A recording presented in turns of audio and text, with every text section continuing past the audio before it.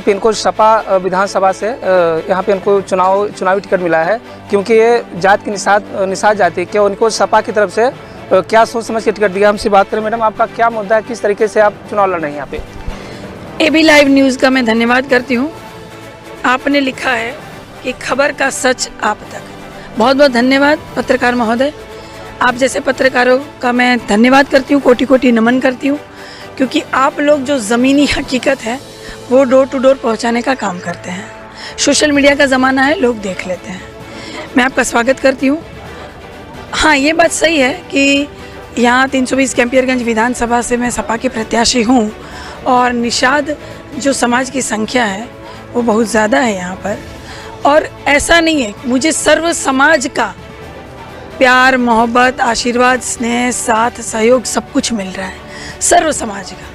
एक सवाल, जिस तरीके से यहाँ पे डॉक्टर संजय निषाद जी का क्षेत्र कहा जाता है और काफ़ी हाई लेवल भी हो, तो उनका एक मुद्दा था कि अपना आरक्षण को लेकर, क्या आप जैसे विधायिका बनती तो आरक्षण के बारे में आपका क्या विचार है? डॉक्टर संजय निषाद जी निषाद पार्टी वाले क्या? और निषाद पार्टी वही जो भाजपा में विलुप्त हो गई वो क्या? अच्छा, तो डॉक्टर संजय निषाद जी पहले मुझे ये बताएं कि वो भाजपा के एमएलसी है कि निषाद पार्टी के एमएलसी है? निषाद पार्टी के तो है नहीं, भाजपा के हैं।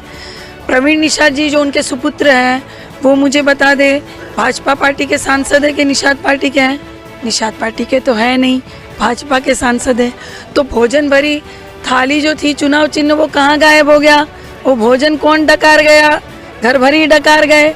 निषाद पार्टी की तरफ से 15 टिकट दिया गया, कौन सा निषाद भाई लड़ रहा है निषाद पार्टी की तरफ से?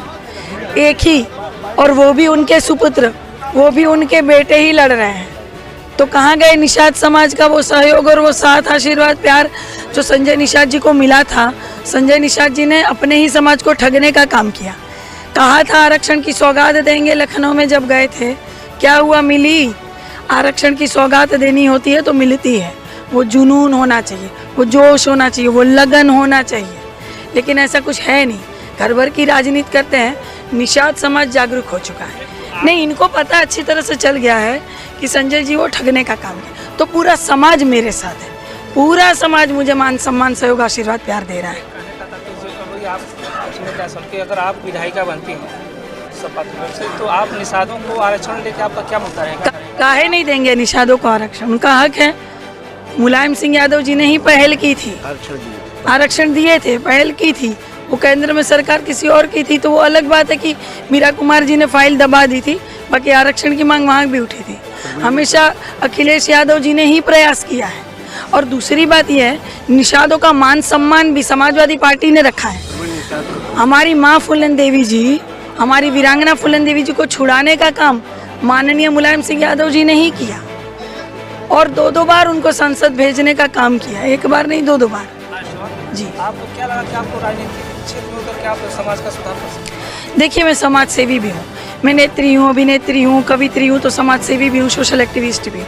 मैंने हमेशा ही आवाज़ उठाई है, हर मुद्दे को लेकर आवाज़ बुलंद की है। तब मैंने ये कभी नहीं देखा कि कौन से समाज का है, हिंदू है कि मुसलमान है।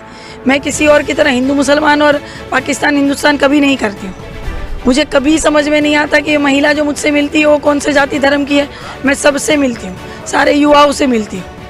तो ये बहुत अच्छी बात है कि लोगों का सम्मान, सहयोग मुझे मिल रहा है। लोग मुझे पहचानते हैं कि मैं समाज सेवी हूँ, समाज सेवी के माध्यम से ही यहाँ आई हूँ। शिक्षा का स्तर मैं सबसे ज़्यादा ऊपर करना चाहती हूँ और क्योंकि हमारे जो घोषणा पत्र है उसमें भी ऐसा ही है, पीजी से लेकर प्राइमरी से लेकर पीजी तक की शिक्षा हम बच्चियों के लिए मुफ्त दे रहे हैं। निषाद समाज को क्या देना चाहती हैं? निषाद समाज को पहली बात तो मैं कहना चाहती हूँ कि मैं भरपूर सहयोग, प्यार, आशीर्वाद आपको दे रही हूँ और ये आखिरी मौका है कैंपियरगंज में। निषाद समाज इस बार चूक गए तो जिंदगी में कोई कभी भी निषाद समाज पर भरोसा करेगा नहीं। अब एकजुटता दिखाइए, अब नहीं समझेंगे तो कब समझेंगे? आपके ही वोट लेकर यहाँ कैंपियरगंज में माननीय फतेह बहादुर सिंह जी विधायक बने हैं, विधायक मंत्री बनते हैं आप ही का वोट लेकर। लेकिन आपकी जब बारी आती है 5 साल में एक बार आके कंबल लुगा उड़ा के आप लोगों को बरगलाने का काम करते हैं। आप लोग भोली बिरादरी है, हमेशा घूम जाते हैं, आप लोगों को लैला पिलाकर मजनू बनाया जाता है। अब जरा समझिए, अब समझिए, अब समझिए, आखिरी मौका है, अब नहीं समझे तो कभी नहीं समझ पाएंगे। मंत्री जी को पैदल कर दिया है हम सब ने, उनको रगड़ देने की जरूरत है। लोहा गरम है, मार दीजिए हथौड़ा। धन्यवाद।